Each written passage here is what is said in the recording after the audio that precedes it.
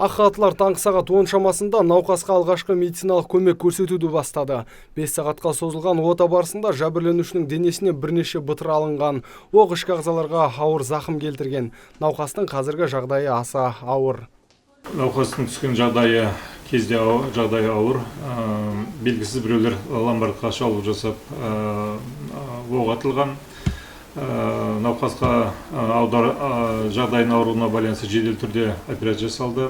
Қарулы шабуыл таңғы ауысым кезінде орын алған. Бұл уақытта ғимаратта 3 қызметкер және күзетші болған. Ломбардқа басып кірген азамат ақша мен алтын бұйымдарды талап еткен. 31 жастағы қызметкер дабыл тетігін басқанда күдікті оқ атып белгісіз бағытқа із суытқан.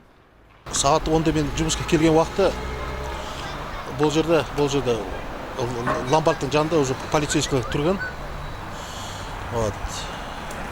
Ломбардтың тонамақшы болған бір адам.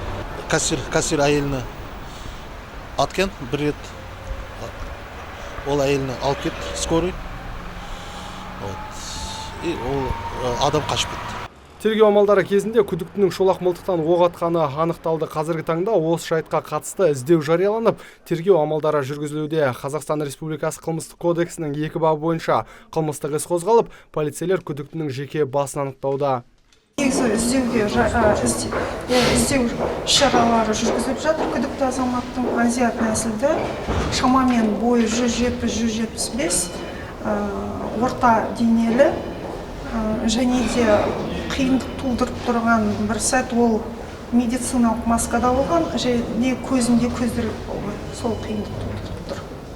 Болжам бойынша күдікті дайындалған болуы мүмкін. Өйткені куәгерлер шабуыл кезінде жақын маңдағы мейрамхананың бейнекамерасы басқа бағытқа бұрылғанын айтуда. Нұрсұлтан Тұрысбеков, Бауыржан Жүсіп, Абзал Тұрабеков, ТВК телеарнасының жаңалықтар қызметі.